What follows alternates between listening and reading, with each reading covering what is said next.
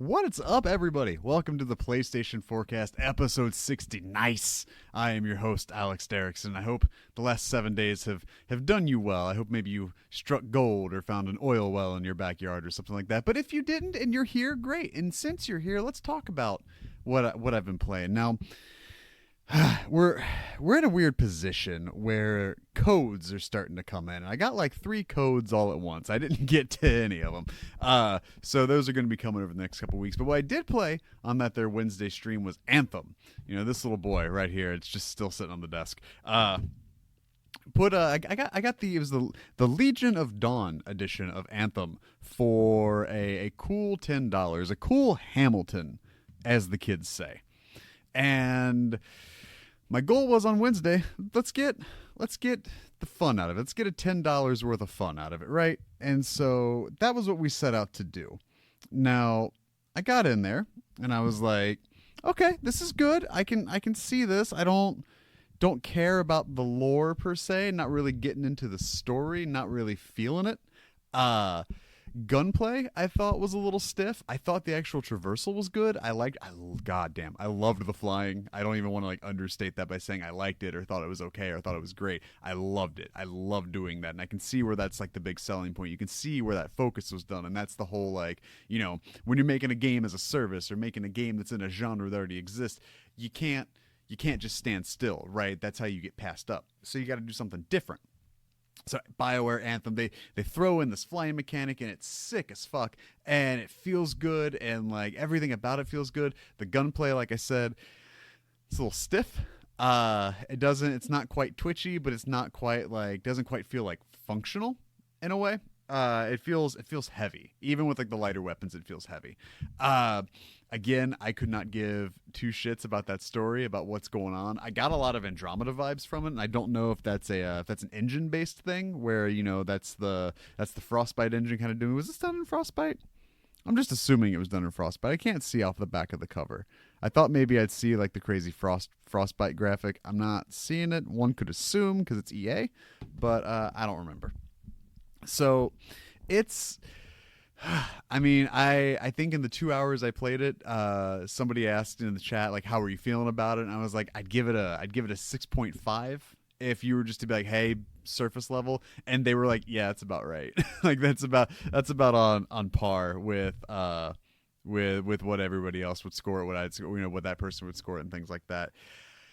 I don't know. It's one of those weird things where like you can find the fun in it, and it's not quite the same way I feel about Days Gone, where with Days Gone, I was like, yeah, there's like a great game just buried underground inside of a casket that is just good or okay. Like if you just exhumed that and opened it up, you could be like, there's a great game in here. With Anthem, it's like, yeah, it's all right, but like exhuming it and like finding that kernel, finding that nugget of greatness isn't going to do it. It's like, you've ground up, you got to rehaul it. Like what, you know, we were saying last week was like, is that the right thing for Bethesda to do with Fallout 76? Is that the best thing for EA to do? Is this a ground up kind of rebuild game?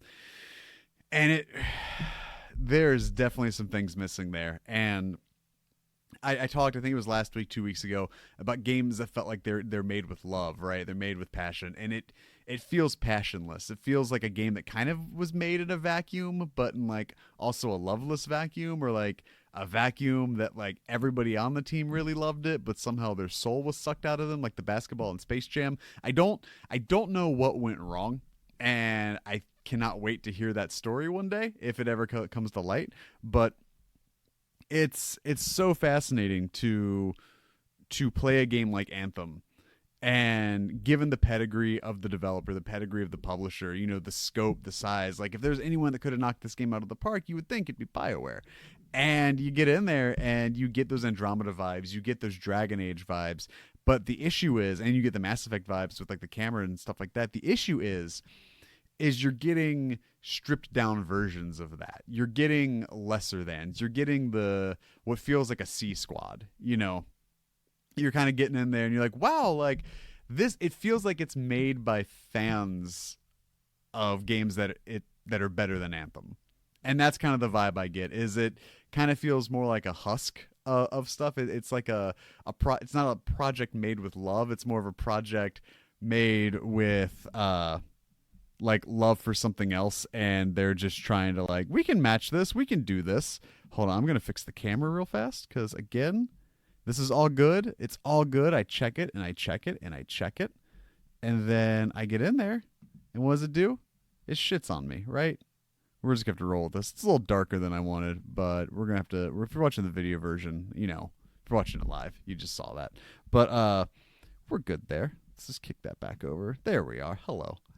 So this is the thing about the one-man show, right? You see everything. I got to do the behind-the-camera stuff in front of the camera. It's a mess, but we're rolling with it. We're also doing something a little different this week. I'm running everything off of one computer. That's the show, that's the production, that's the news, that's everything's being run off of one camera. When we get to do the drop, somebody, I think it was Jake in the chat, asked, do you not do the drop? Like, do you not like show the cover art when you do worst cover art of the week? We're going to try that. You can get a little taste of it there. I don't know how that's going to work, but that's where we are. We're going to try that, and we're going to see how that all works, how that all feels. And if we're feeling good, we can keep doing that, for the remainder of the time in which we do this show.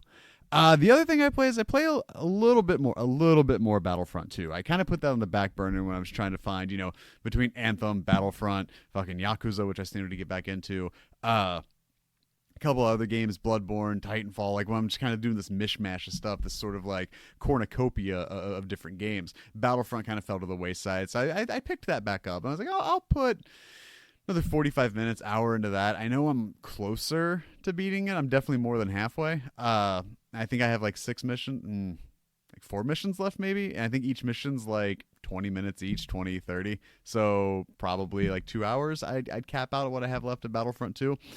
That thing, man, like, oh my God, that game goes from zero to fan fiction so fast because it's, this original story with these original characters that you care about. They do a good job in like introducing lore and introducing like these characters, introducing Aiden, making her this morally ambiguous, conflicted ex-villain turned rebel, all this stuff, right? The New Republic. But then it does these other things where it's like, play as Leia. And you're like, okay, like, sure, that sounds all right. And you're like on Naboo, and like, spoilers for Battlefront 2. You're on Naboo, and like, this is cool, like, revisiting, like, taking, original trilogy characters, picking them up, putting them in new trilogy places, and like, or prequel trilogy places, like, stuff like that. It's cool to be like, yeah, these places still existed. Like, just because Naboo wasn't constructed or fathomed until 1999 doesn't mean it wouldn't have existed in 1983 when Return of the Jedi happened. Like these worlds and these cities and these planets are all still very much part of the lore, so it's cool to go in there in a non-anachronistic way. You're not going in there as like an old Roger droid, it's not anything like that. You're hitting it with these new characters. And that's really cool. But then it does other stuff where it's like, Aiden, we need you to find a rebel general that's gone missing. We need you to find Han Solo. And it's like, what? Why did you say it like that? Why are you introducing it this way?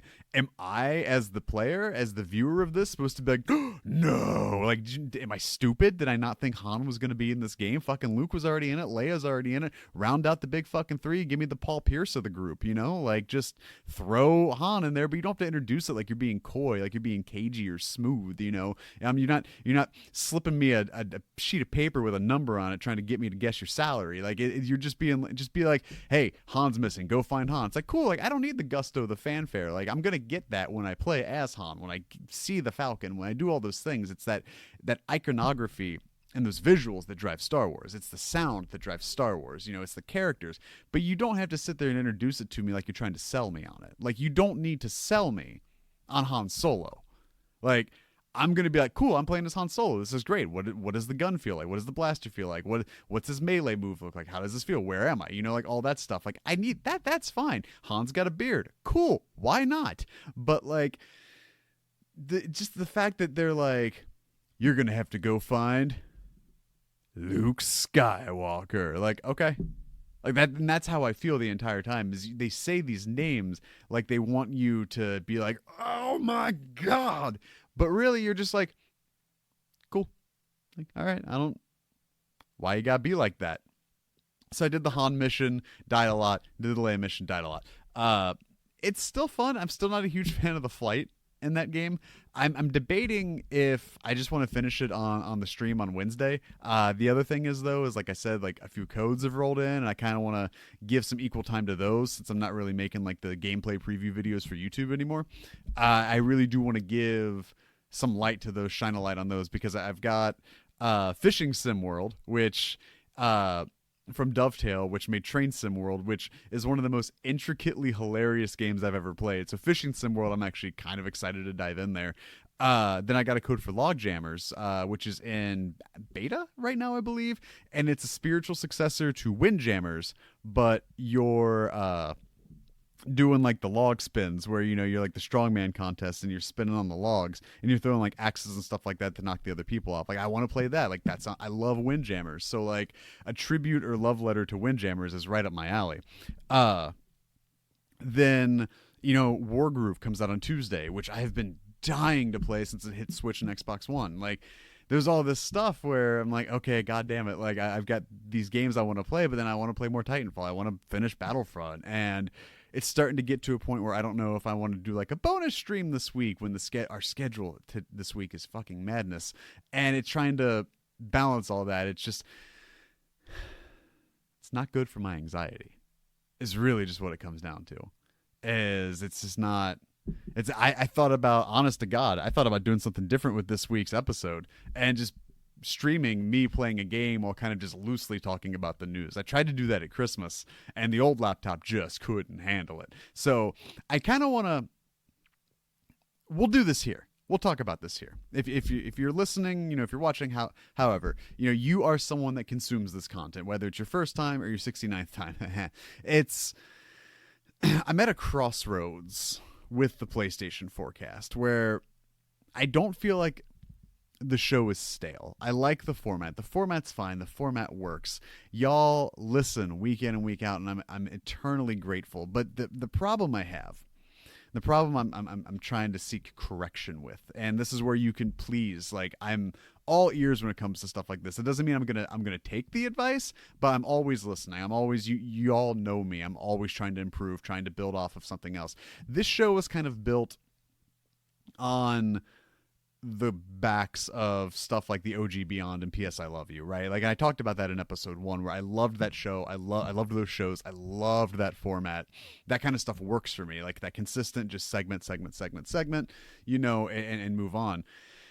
I do feel like now something is absent. Something is amiss. Something is lacking in this that doesn't match the other stuff I'm doing, and that's where I'm kind of getting frustrated, and where I'm kind of like, okay, like I want to keep these separate, but like I kind of want to like not flip the script, but I feel like there's something more we can do with the PlayStation forecast, and that is the nut I'm trying to crack. Now, I'm still going to be here every goddamn Monday night and every Tuesday when you listen to this on podcast services and YouTube, but I want to figure out a way, at least before episode 100, a way we can do this and kind of bring it to its next evolution, to its next step. Because I think we're there with the streams. Like, I've got the art building. I've got, the stuff like set up to bring, eventually, almost entirely set up to bring the Wednesday streams and the game streams to that next level, to that next step. But I want to do that with this too, while still keeping it, feeling like a separate show. So that's what I'm doing. If you have suggestions, you have ideas, twitter.com/pressxtoalex, get at me. The DMs are open. Follow me so I can actually see the DMs, because sometimes I don't see the notification that says you have a DM from someone that's not following. That's all that stuff. But we're close. I feel like we're knocking on the door, and I want to kick it in instead. So I'm open to suggestions. Twitter.com/pressxtoalex. You can get at me there in 280 characters or fewer, unless you thread tweet them, whatever. But that's kind of what we're getting you up to speed, up to pace. Hopefully, if you subscribe on Twitch, if you subscribe on twitch.tv/pressxtoalex with Twitch Prime or whatever, the sub badges are up. The sub badges are legit. They're rolled out. They're there.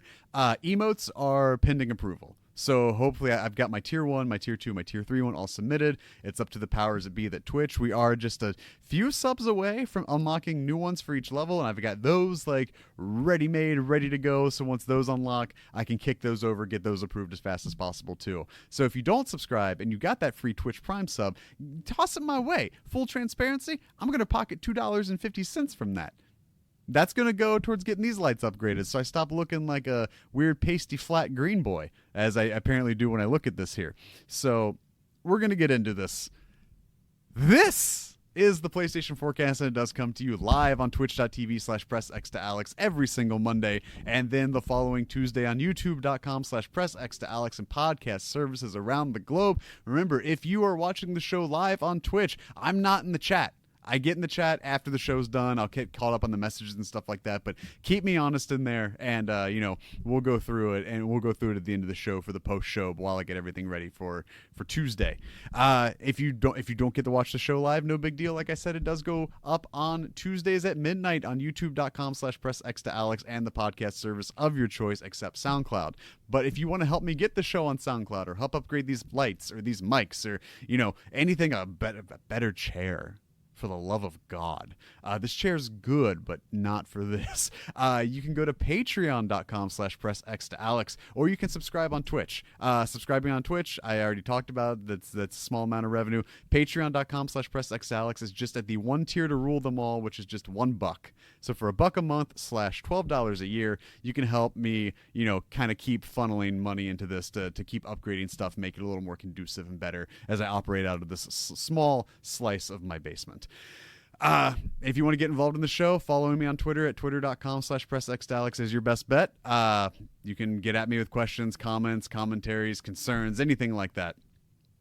We can talk about it there. We can talk about it on the show. You let me know where you want to hear it, and I will answer it at that point, right? I'm trying to change up the rigmarole. It's throwing me off my game. But without further ado, let's get into the news, yo.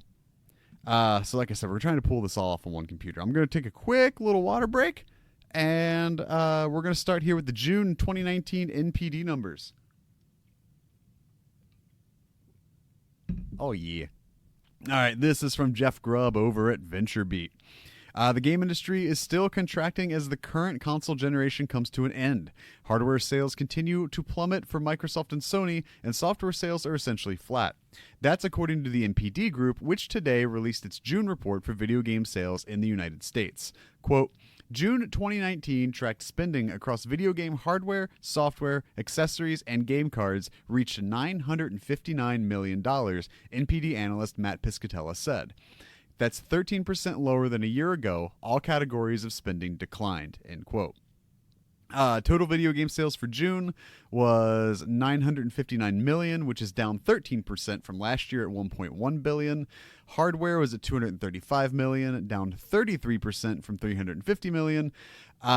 PC and video game software, that's PC, console, and portable physical and full game digital formats from the Steam, PlayStation, and Xbox platforms, basically even, down 1% at $386 million, down from $388 million. And your video game and accessory and game card sales are $338 million, down 7% from last year, which was at $362 million. Year-to-date spending across, quote, year-to-date spending across tracked video game hardware, software, accessories, and game cards has fallen 4% when compared to 2018 to $5.6 billion, said Piscatella. Declines in hardware spending have offset growth in sales and accessories and game cards. Looking at the charts, NPD tracks physical sales at retailers, but it also gets digital data directly from publishers. But not every company participates. For example, Nintendo does not share its first-party sales, and Activision Blizzard does not provide its Battle.net sales. That's important to note. Your top best-selling games across all platforms for June of 2019 in the US were as follows. Number 1, Super Mario Maker 2. Number 2, Crash Team Racing Nitro Fueled. Number 3, Mortal Kombat 11. Number 4, Grand Theft Auto 5. Number 5, Minecraft. Number 6, Super Smash Bros. Ultimate. Number 7, Marvel's Spider-Man. Number 8, NBA 2K19. Number 9, Mario Kart 8. And number 10, Days Gone. Quote, dollar sales of tracked video game software totaled $386 million in June of 2019, declining 1% from a year ago, end quote. Let's see. Let's get into software specific here. So the rest of the software charts, your top 10 best-selling games so far for 2019 are number 1, Mortal Kombat 11. Number 2, Kingdom Hearts 3. Number 3, Tom Clancy's The Division 2. Number 4, Anthem. Number 5, Resident Evil 2. Number 6, Super Smash Bros. Ultimate. Number 7, Days Gone. Number 8, Red Dead Redemption 2. Number 9, MLB 19 The Show, rather, my apologies. And number 10, Call of Duty Black Ops 4. Your top 10 best-selling games over the last 12 months, which means that's your June 2018 to June 2019 top 10 games, are number 1, Red Dead Redemption 2. Number 2, Call of Duty Black Ops 4. Number 3, NBA 2K19. Number 4, Super Smash Bros. Ultimate. Number 5, Marvel's Spider-Man. Number 6, Madden NFL 19. Number 7, Assassin's Creed Odyssey. Number 8, Mortal Kombat 11. Number 9, FIFA 19. And number 10, Battlefield 5. Your top 10 games for the PlayStation 4 for June of 2019 were number 1, Crash Team Racing Nitro Fueled. Number 2, Marvel's Spider-Man. Number 3, Mortal Kombat 11. Number 4, Days Gone. Number 5, MLB 19 The Show. Number 6, Grand Theft Auto 5. Number 7, Minecraft. Number 8, Call of Duty Black Ops 4. Number 9, NBA 2K19. And number 10, Red Dead Redemption 2. So those are your top 10 best-selling games. It's funny to me, right? Like, these are your top 10 games for June. And Marvel Spider-Man just creeping in at number 2. I think, was it on sale maybe in June? But it's coming in at number 2 right, like 2 months or... No. Is this 2 months since it? No. When did Endgame come out? Was that like last year? Fuck. All this time. It just all runs together, right? Like, and, coming off the heels of Endgame, right before Far From Home, it's seen Spider-Man creep back up. Spider-Man is still big. And then you throw Spider-Verse up on Netflix in June. Just the month of Spider-Man. The year of the Spider. So cool to see that kind of pop back in at number 2. Days Gone holding strong. MLB 19 holding strong. Grand Theft Auto 5 just being some sort of tyrannical warlord of sales. Then Call of Duty floating in there. Red Dead floating in there, which kind of has been popping in and out over the last couple months. Crash coming in at number 1. I'm not surprised, but at the same time, though, I still think it's really interesting. I'm always intrigued when Crash does well, because for so long, so many people, right, were like, Crash is dead. No one wants to see Crash. Who wants a Crash game? And it's like, all right, you look at that Insane trilogy, you look at this Nitro Fueled, like, people want Crash. So that's cool. And I think it's cool that, like, that sort of patience and that love and care could maybe lead to an entire franchise revival outside of Skylanders' and appearance in the Skylanders show on Netflix. So... That's a cool thing. I'm excited to see Crash popping in and out of there. Coming in at number 1, Minecraft, GTA, Call of Duty, Red Dead, NBA. Those are all just your usual suspects, right? Like they're going to be there almost no matter what. Speaking of NPD and Spider-Man, we're going to head over to Alicia Judge at IGN. Marvel's Spider-Man is the United States best-selling superhero game. Marvel's Spider-Man now holds the record for the best-selling superhero game of all time in the United States, according to the NPD. This bumps Batman Arkham City off the top spot, which is impressive since that means Insomniac's Spider-Man outstripped a 2011 multi-platform release in less than a year.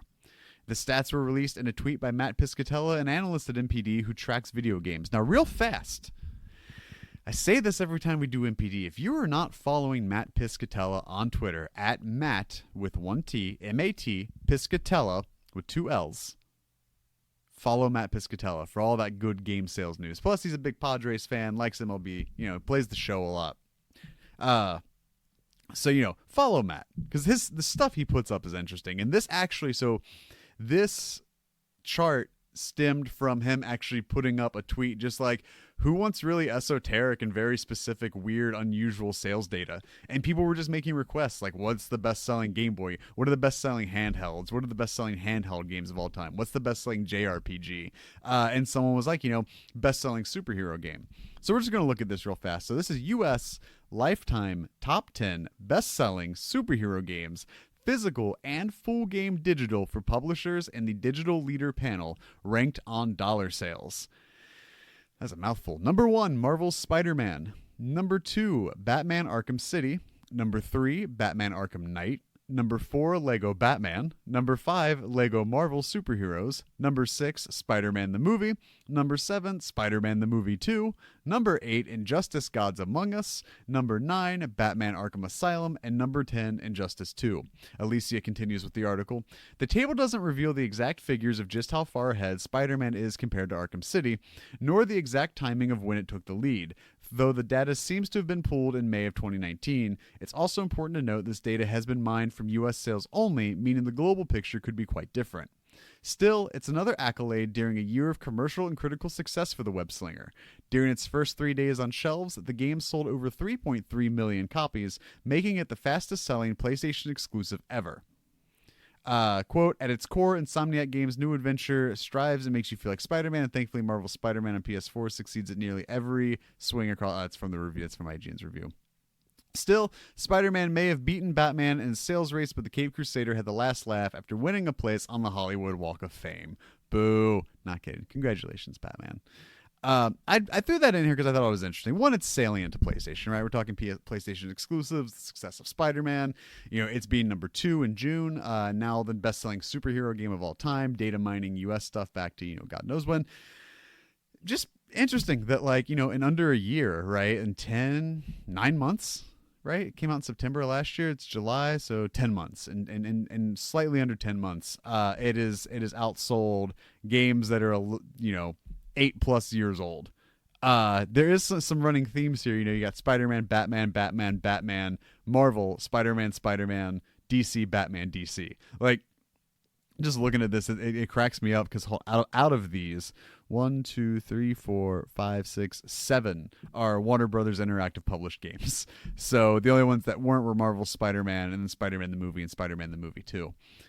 Very interesting to me that Spider-Man the Movie 2 did not outsell Spider-Man the Movie. I thought that would have been a shoo-in, just of how much of a fan favorite it is, the love that game had, that kind of being, one could argue Web of Shadows, one could argue Ultimate Spider-Man, but Spider-Man the Movie 2, prior to Insomniacs, was the bar, right? That's what everybody compared it to. It was like, how's this going to be to this, And it surpasses it in all fathomable aspects. But just cool to see. I threw that in. Congratulations to Insomniac and Sony. That's a nice thing.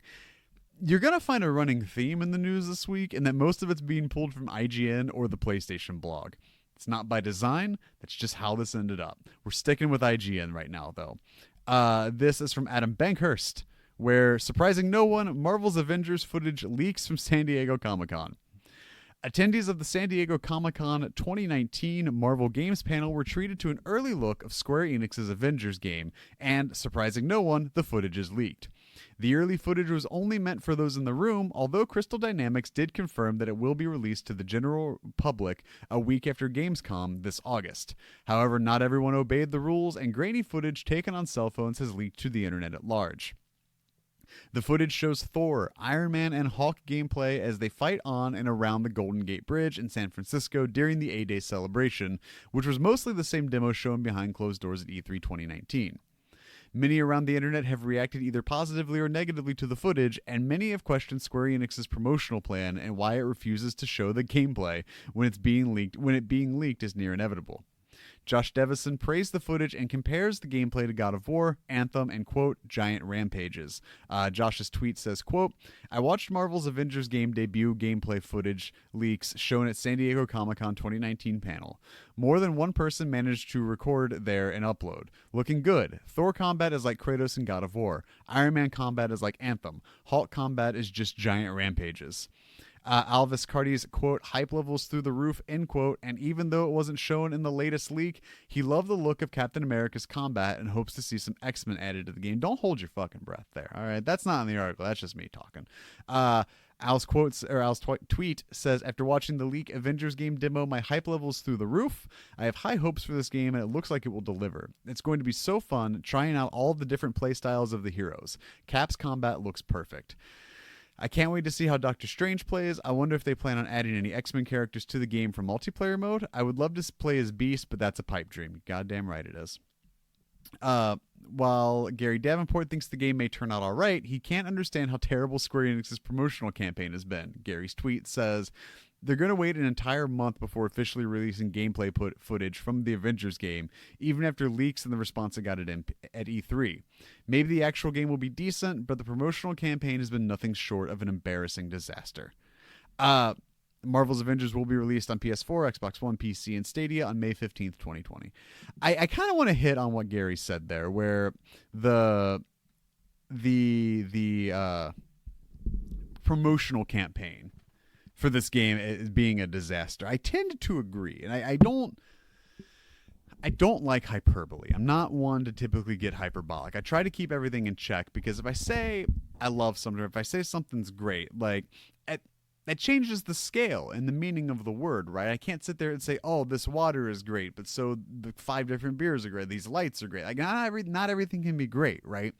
But to describe this as a disaster, I think is questionably accurate, because the E3 response, depending on who you ask, was lukewarm or good. Some people were like, yeah, they look like the great value version of the MCU. It looks like the day old bread version, right? But you can't sit there and nail those likenesses and have to pay those people. It's another thing where it's like, okay, some people were like, this looks really muddy, looks really like unclean, looks almost like clayish. They don't see the gameplay. They're just like, I don't know. And other people were like, yeah, this looks great. This looks awesome. Like, what more could you want from this? The issue I have is we're just under a year away from this game coming out. And, maybe you've got to keep it separate from, like, Endgame, right? But you're coming off the heels of Endgame into E3 in June. You reveal this to we'll go tepid reception. And then you get to Comic-Con, right? And people, that's the next logical step is, well, maybe we'll see it at Comic-Con. And, they're like, yeah, Marvel Games like, yeah, you will see it at Comic-Con if you come. If you show up and you get into this panel and then you stick around and you'll see it. And then you'll see why we're excited. You'll see the suit customizations. You'll see the gameplay. But this is also just the BCD from E3.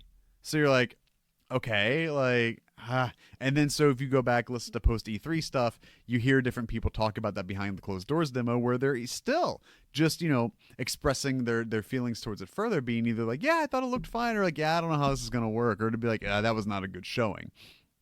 So then, depending on who you like, whose opinions you trust and perspectives, you take that and you're like, okay, if this is probably just going to be behind closed doors, this person didn't like it, what's to get me excited about it? It's going to leak, and it leaks within like under minutes, right? Like, I don't, probably not even, plural minutes. It leaks, and so you got this grainy footage, you're trying to like figure it all out through like a cell phone, and there's probably some weird silhouette of a guy that's too tall, and then it's like, okay, it's going to leak, put it out a week later, right? Like, even Cyberpunk timed this out better. And then it comes to the point where it's like, okay, yeah, no, we're going to show you what they saw at San Diego Comic-Con, which is what some people saw at E3 a week after Gamescom. It's like, why? That's another month. And still, even after Gamescom, it's a week after that. Like, just put it out. What what harm do you think you're going to do? What negative are you going to draw from this? Because right now the negative you're drawing from this is like, boy, this game is marketed like shit. Not to mention it's still almost a year away. Like, it's very head scratching because, like, I want to love it. I want to get in there. I want to see what this combat looks like. I want to see what the flying looks like. I want to see what other characters are there. And like I said, I'm sure whether it was by design or contractually obligated to keep that distance from Endgame, like, you don't want to drop that trailer right after Endgame, right? Right after, at peak Marvel. You don't want to drop that because what's going to be on everybody's minds, right? It's what they just saw. And you're talking about what is now financially the most successful movie in the world, not adjusting for inflation. What up, Gone with the Wind? But you're taking what is now cinematic icons in the Marvel, in the MCU, right? These characters people have grown to love, that have grown up. People have gone on and had kids during the MCU, right? Like, this is a 22 film saga that's transcended generations in 11 years. And if you drop the game right next to it, right, like, everyone's gonna be like, is it like the game? Like, no, it's a whole different thing with different people. Is Robert Downey? No. So, like, that distance makes sense. What doesn't make sense is that distance between the distance. It's that really slow rollout. Like, put up a trailer. Like, even if it's just 30 seconds, give us some gameplay. Show us some characters. Just give us a little bit more. Like, let us see how this is gonna look. And not wait till August. Like, why?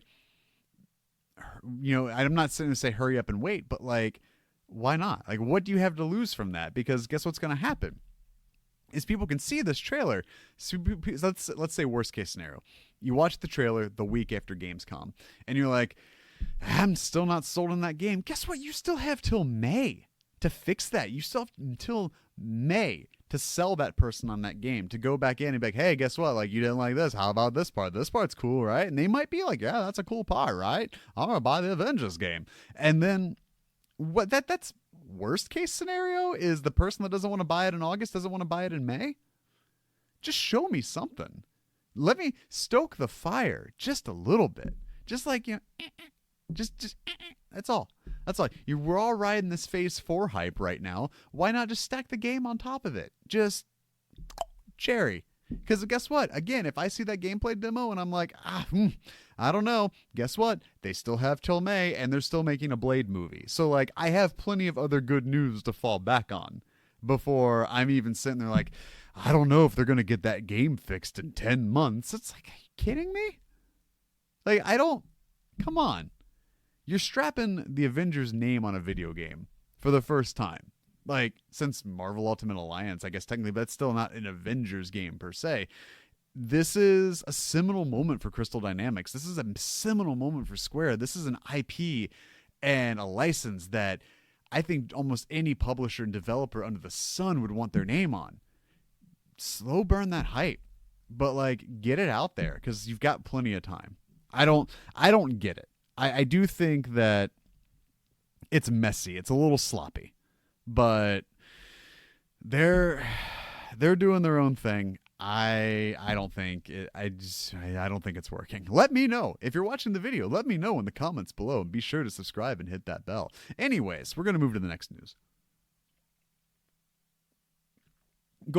Sticking with IGN. I was gonna say going, but we're sticking with IGN. This is from John Wiles. So we've talked a lot over the last 70 weeks about GameStop. Not only my tenure there as an employee, but also about how its stock prices are down. They can't keep a CEO. They couldn't find someone to buy it. We've discussed all of this kind of at large. So this is the next step in this. GameStop to create new store concept offering retro gaming. Again, this is from John Wiles at IGN.com. It's no secret that GameStop has had a rough few years financially. They saw a third quarter loss of nearly $500 million last November, even after selling Spring Mobile for a cool $700 million. Recently, it had to stop searching for a new buyer, with stocks plummeting by over 25%. Obviously, something needs to change, and today GameStop announced that its new business-saving strategy is turning stores into, quote, unique experiences. The new direction is part of a partnership with colossal marketing company r/GA and revolves around GameStop's long-held desire to, quote, reaffirm its place in video game culture, end quote.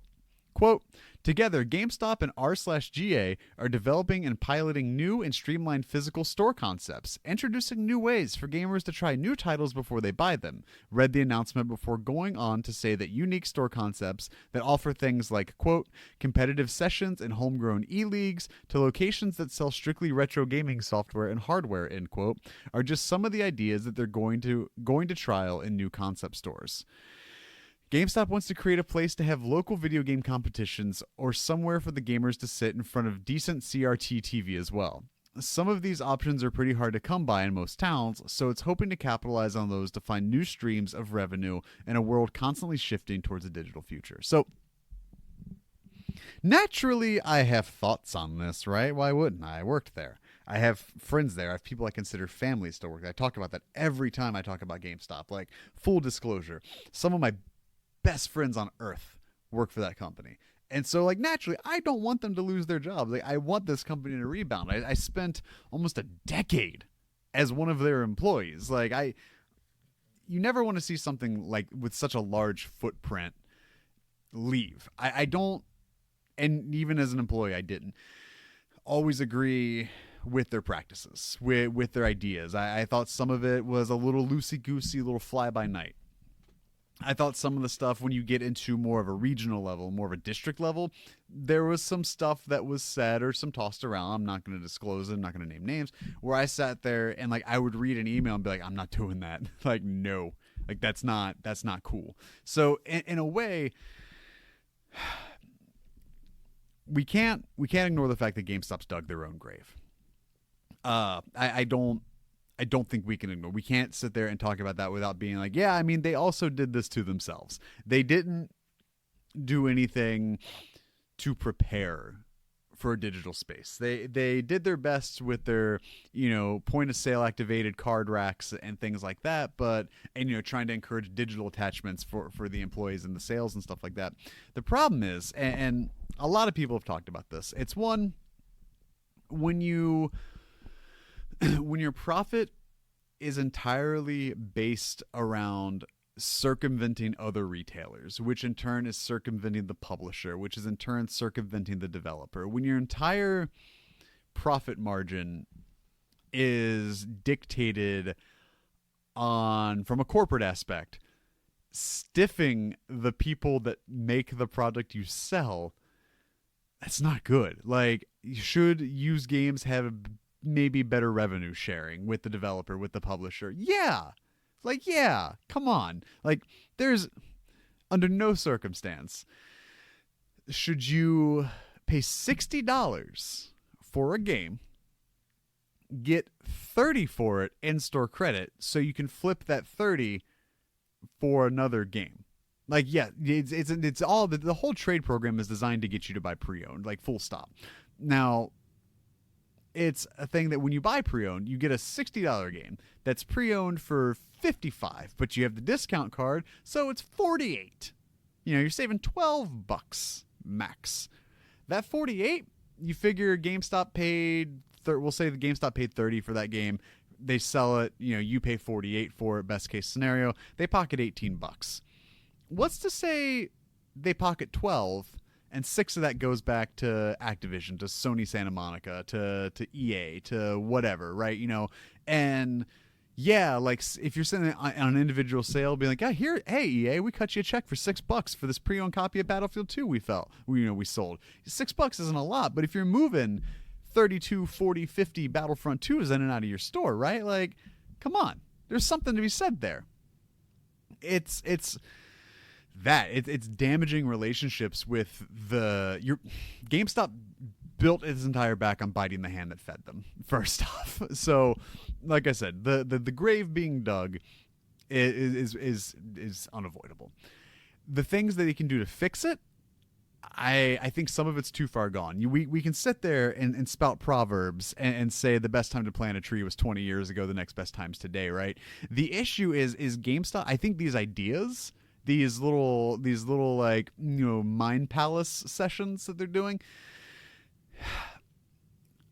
I don't know if any of them are sustainable enough to get them to this next generation, to get them to next holiday. Because like you still got to go through what's going to be a sagging holiday season this year, into all of next year. Like this isn't as if the systems all launch holiday 2020. You've got to ride this tide for a year, because you're not going to start doing system pre-orders until June. That's, I mean, just coming from someone that worked the PS4, Xbox One launch, those pre-orders started the June of the year they were coming out. So you've got to ride this tide for another 11 plus months. And then you've got to hope those people that put the money down actually come and pick up the damn thing. Like it gets to be a lot. And then you come to the fact that you're just selling new consoles, and new consoles don't generate revenue. New consoles don't generate profit. New consoles are sold at basically a loss, and in GameStop's case, at cost for the most part. Then you got people buying new games. New games, there's a $2 to $5 profit margin there on new games. So then you've got to wait for those new games to be played, to be traded, to then have enough people to build your pre-owned inventory off of these new games. Like what? As much as they're sitting there being like, we just got to make it to the next console generation. It's like, yeah, but then you still got to wait another 6 months after that, especially in those low volume stores. Like I worked at a GameStop in a mall, and it took us months to build up a decent pre-owned PS4 library, because you're working on a limited selection of games. And, best case scenario is all that PS4 stuff's going to be shipping and moving into PS5. So, like, you've got that built-in library there.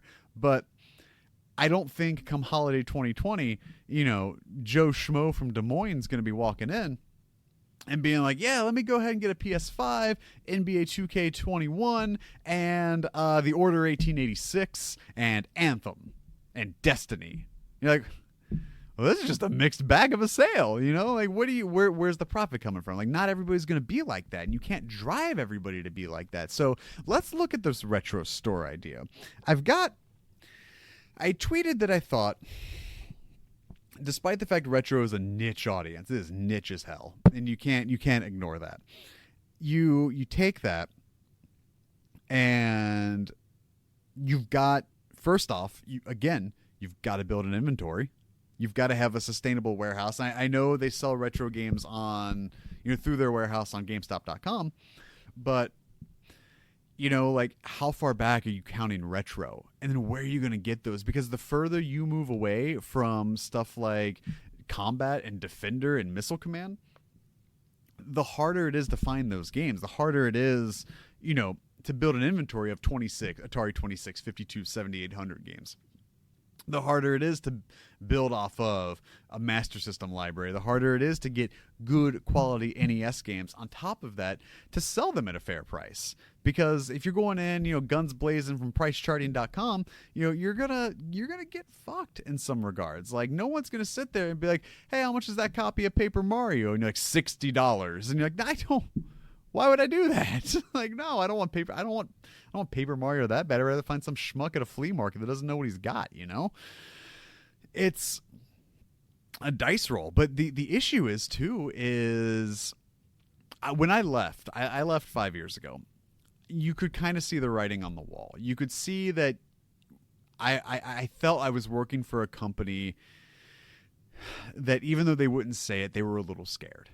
Because more and more new weird shit started coming through those doors. Like, it was cool in 2012 when I got to work at like a trial store that sold like really cool board games, like Ticket to Ride, fucking Cthulhu. I can't think of the Cthulhu game, Eldritch Horror and Arkham Horror, and getting into stuff, like I loved those. Like that was awesome for me, especially as someone that loved board games. Being able to get my employee discount on those, hell yeah. But like, they didn't move the needle.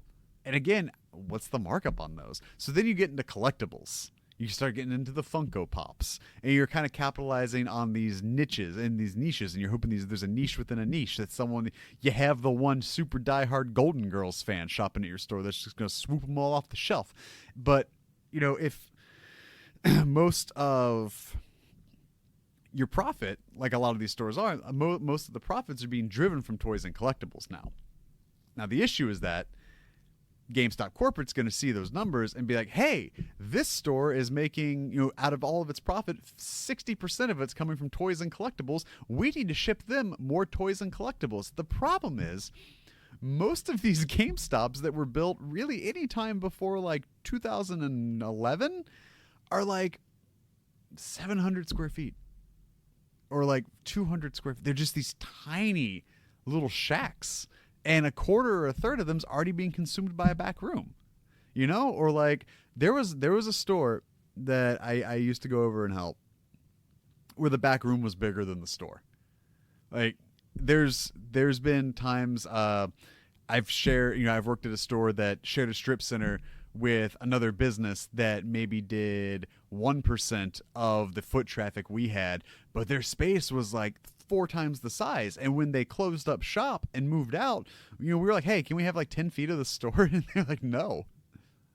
But we need so when you start coming in and you get these collectibles and these figures, it takes up capital. It takes up space. And when you're working with such finite space as it is, if that's a busier store and you've got that massive amount of foot traffic coming through, all you're doing is you're just fucking packing sardines is all you're doing. And it gets to be problematic when you've only got so much wall space, so much floor space. People take up a lot of space. Like there's a lot of person per capita in a GameStop in the middle of November.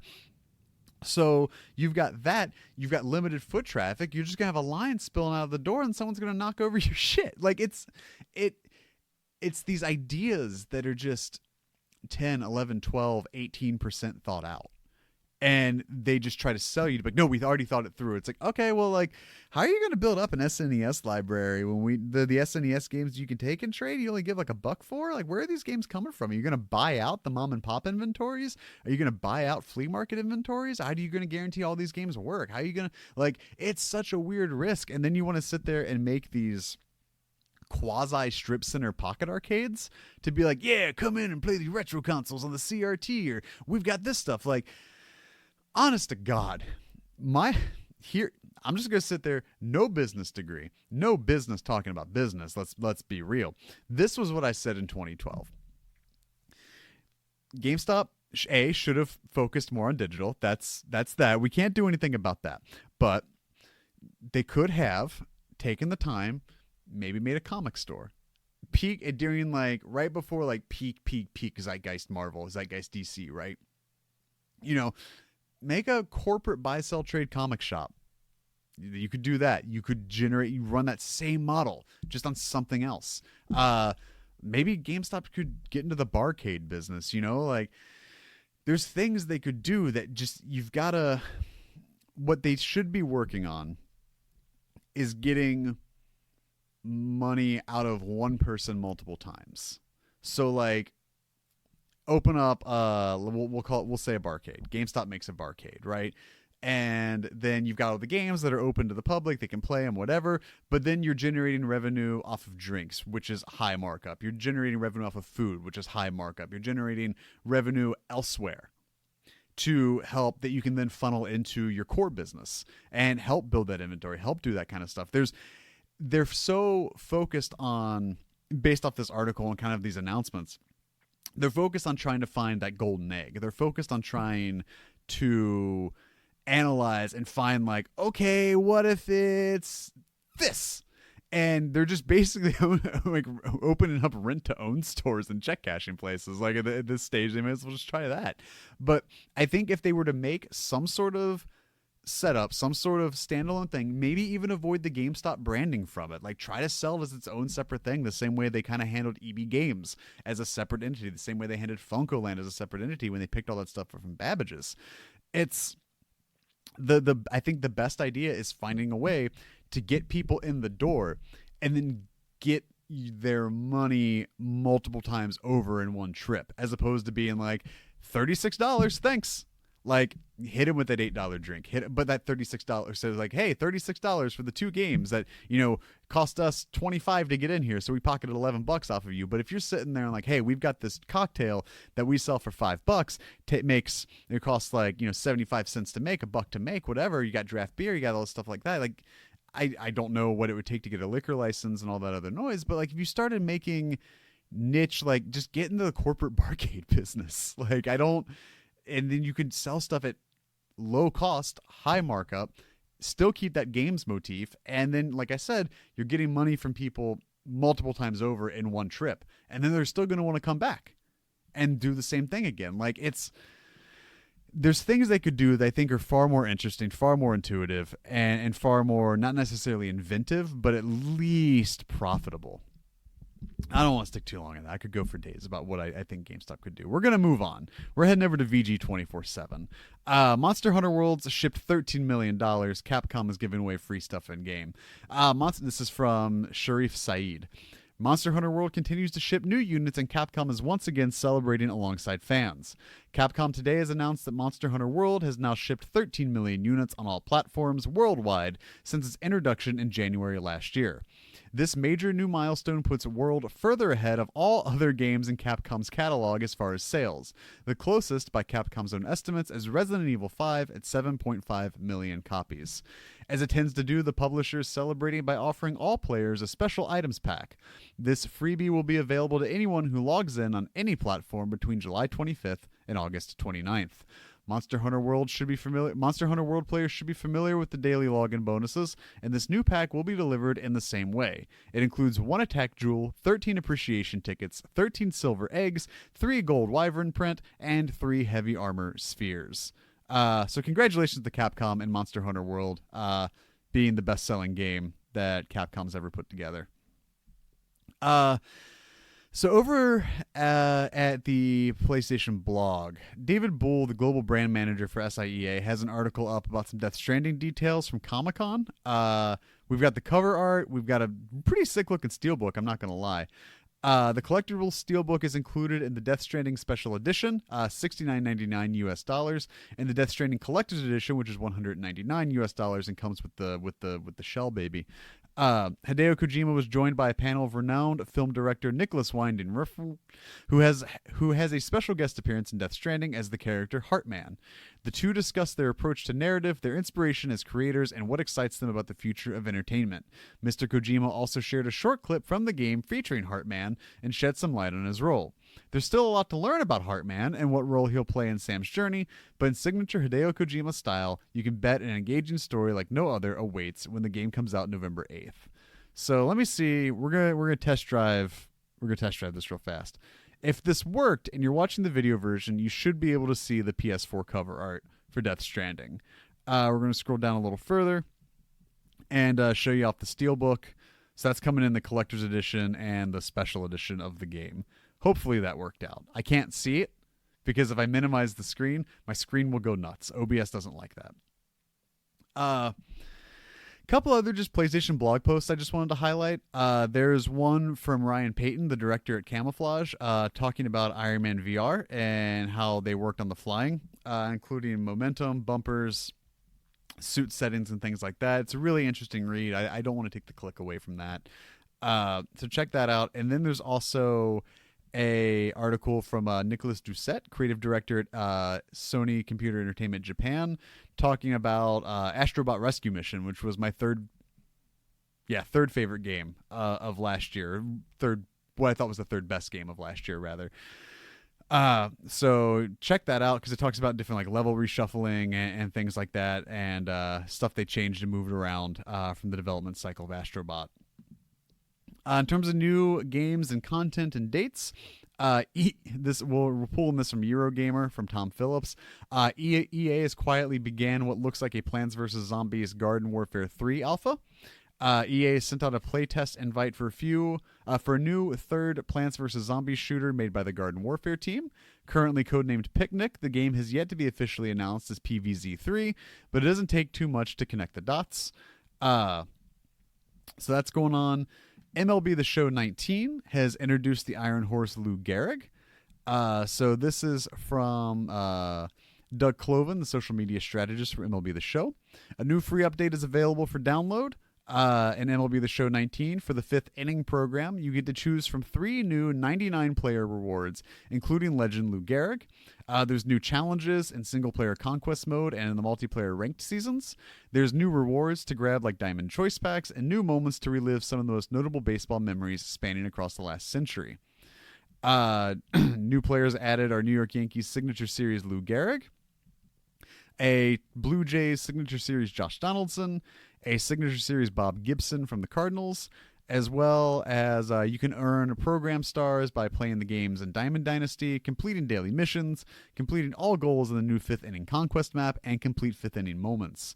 On the journey to 300 program stars where you can claim your boss choice pack, you will unlock a number of unique rewards. There are more choice packs with diamond players, custom equipment, bat flip animations, a unique fireworks bat skin to equip to your created player or your Diamond Dynasty squad, and much more. Play ball. Then as well, there's a article from Max Parker, the editorial manager at Psyonix, talking about the addition of Kit into Rocket League, the Kit being the car from Knight Rider. So that's all your kind of like your little PR summary there. The PR summary report. So we're going to try it. We're going to do it. I'm going to keep an eye on the chat over here. If you are telling me it doesn't work, we're going to switch back to how I normally do the drop, but let's do the drop. Remember, these are your new games in the North American PlayStation Store for the week of July 23rd, 2019, all subject to change without notice. Conga Master Go comes to PS Vita Digital July 24th. The dance floor fills. The line gets longer. Come on down. It's time to conga. Does that rhyme? The dance floor fills. The line gets longer. Come on down. It's time to conga. Shake your virtual hips to the ridiculously fun arcade action of Conga Master as everyone fights to make the longest conga line pass possible. No rhythm required. Anyone can conga. Date Alive. Rio Reincarnation. God damn it. Every week there's one of these kinds of games. PS4 Digital. The story begins 30 years after a series of space quakes that were caused by spirits. Shido encounters one and learns that he has the ability to seal away a spirit's powers. Shido is determined to save the world and the spirits with the power of love. Experience new date endings and event CGs in Rio Reincarnation. Elia comes to PS4 Digital July 25th. Hold on one second. See, that's the trash it does if you're watching the video version. I just wanted you to see. I just wanted you to see what you'd have to deal with. I also needed to make sure I added the mixer to this scene. I didn't know if I did or not. Aaliyah comes to PS4 Digital July 25th. In 2073, Earth was struck by a horrid childhood disease, and Aaliyah's husband, Ethan, joined an expedition to colonize Solus, a habitable exoplanet to save humanity from extinction. 13 years later, Aaliyah joins a recovery mission to investigate the fate of the expedition. What follows is a wondrous journey through space. Fantasy Strike comes to PS4 Digital July 25th. Fantasy Strike is a colorful fighting game where fantasy meets martial arts. It focuses on depth and strategy rather than difficult execution. It's designed for tournament play, but also to welcome you to the genre if you haven't played other fighting games before. Online play uses the excellent GGPO networking technology. Thank God they threw that in there. That seems important. Worst cover art of the week goes to Fear of Traffic, which comes to PS4 Digital July 25th. Really just breathe this in. Take a quick second and look at it. And really just breathe in that polygonal goodness. Really just take in that flat red on the house and that nice italicized, serif font right there. Those hard edges and those polygonal trees, the shapes of everything. Just take that in, because this is your worst cover art of the week, ladies and gentlemen. Hands down. Honestly, I have not read the rest of the drop, but it cannot get worse. With its colorful world and magical soundtrack, your mission will be to find the way out, avoiding blocked roads, animals, odd objects on the way, and dramatic accidents with other drivers. You can try to ramp up your score by finding hidden collectibles in every level. Hoggy 2 comes to PS4 and PS Vita, digital and cross-buy. Hoggy 2 is a classic platformer with more than 200 levels. The pink slime named Hoggy is back, and a whole new wonderful adventure awaits. Except this time around, Hoggy isn't on his own, as Hogatha is keen to join him, and the two must work together to rescue their slime mold children from the evil moonmen that kidnapped them. You know, I said fear of traffic, but damn, Hoggy 2, man, you made a push. There's just too many colors there. Mighty Switch Force Collection comes to PS4 Digital, out July 25th. Switch up the fun with 4 games in one. As cybernetic peacekeeper officer Patricia Wagon, you'll use your platforming skills, puzzle-solving abilities, and special level-altering siren helmet to protect the people of Planet Land and smash enemies into the screen. Robbie Swifthand and the Orb of Mysteries comes to PS4 Digital. Jesus. Robbie Swifthand and the Orb of Mysteries is a 2D platformer with unique boss fights accompanied by groovy and mystifying music. Plan your every move and outsmart the traps that are lurking in the temple, or get dissected in hilarious ways. Experience rage and satisfaction in this hardcore platformer. Saber VR comes to PS4 Digital. In the future, the UN bans the research and development of killer robots. No AI can terminate a human life. These AI are repurposed into human-controlled, state-of-the-art weaponized drones. High-tech military corporations race to create mechanized animals called Saber, synthetic animal bio-remote entities. Smoot Summer Games comes to PS4 Digital July 25th. Get the gold medal! Play athletics events from your sofa. Just reading how it's written. Prepare yourself for the next season. Smoot Summer Games is a sports arcade game for 1 to 4 players where you can play 18 athletics events. Play with your favorite Smoot character in practice, special challenge, and championship game modes. Songbird Symphony comes to PS4 Digital July 25th. A heartwarming journey of discovery as orphaned chick Burb sets off to find his true origins. Follow this cheerful little bouncing bird who revels in singing and guide him through this magical journey of stunning pixel art and gorgeous animation that shapes itself into your musical interactions. Tetsumo Party comes to PS4 Digital July 26th. It's Tetsumo Party time! Help sumo warriors win in hilarious competition. Control their arms and legs to fit in the incoming bamboo wall or drop out in the most ridiculous way. Riddle me this. What do sumo, walls, and dancing have in common? The answer is all of these elements formed Tetsumo Party. So I don't know, real quick, I don't know if y'all are familiar with the old game show Hole in the Wall, but Tetsumo Party is sumo wrestler Hole in the Wall. So you're trying to, I think, like, I don't know what controls what, but there's certain buttons that control like the appendages. Like one controls an arm, the other controls the other arm, the other controls the leg, and you're trying to like manipulate the sumo frame into the shape of the wall that's coming at you. So it seems like part hole in the wall, part quap, and I'm kind of into it. I'm really actually do kind of want to check this one out. But my pick of the week is Wargroove, which is coming to PS4 Digital. Take to the battlefield with Wargroove, a strategy game for up to 4 players. Choose your commander and wage turn-based war on battling factions. Design and shape maps, cutscenes, and campaigns with easy-to-use editors and in-depth customization tools. So Wargroove is from Chucklefish. It's the follow-up game to Stardew Valley. I've heard at some point in this game there is a fucking abysmal difficulty spike. I don't know yet. I've been looking forward to Wargroove for a minute. I really do want to get in there. Wolfenstein Cyberpilot comes to PSVR Digital and Retail July 26th. Wolfenstein Cyberpilot brings virtual reality to the revolution against the Nazis. Paris, 1980. You're the best hacker in town. Your mission? Aid the French resistance by taking control of powerful Nazi war machines. Saddle up, Cyberpilot. You're one of us now. Wolfenstein Youngblood comes to PS4 Digital and Retail July 26th. Almost like no fanfare. This comes out in 4 days.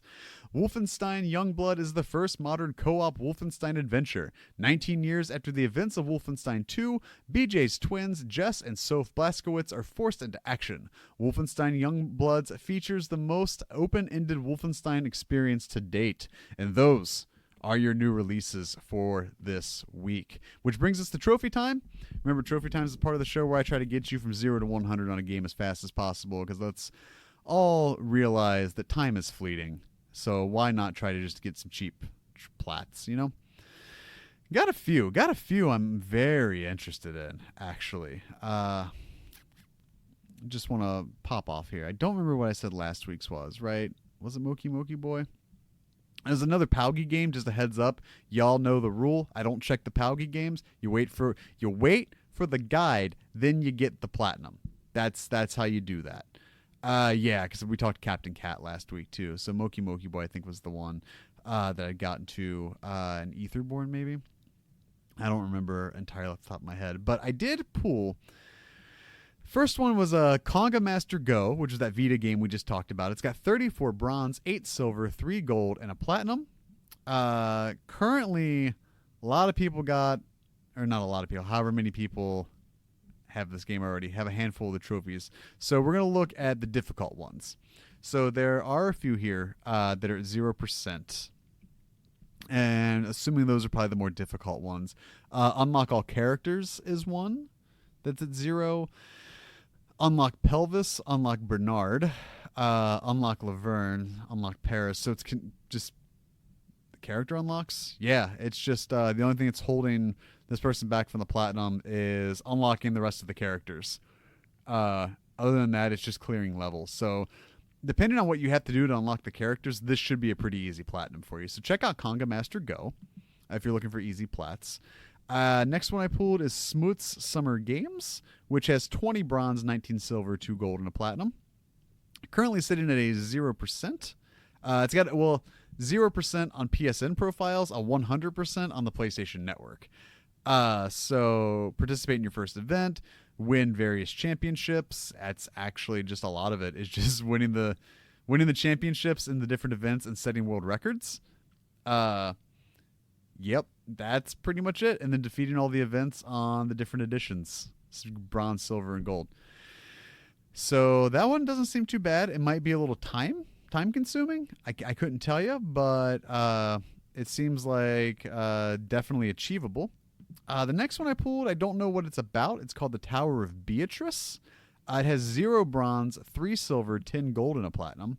The Tower of Beatrice, I don't have publisher dev info about this one, but it is currently sitting at a 50% platinum rate on PSN profiles and a 33% platinum rate on the PSN network, with the standout difficulty trophies really not being a thing at all. It seems like all these trophies are pretty achievable. It's literally get out of the first room, second room, third room, fourth room, fifth room, sixth room. Those are 6 trophies. Steal the book, bring him to life, turn the day into night.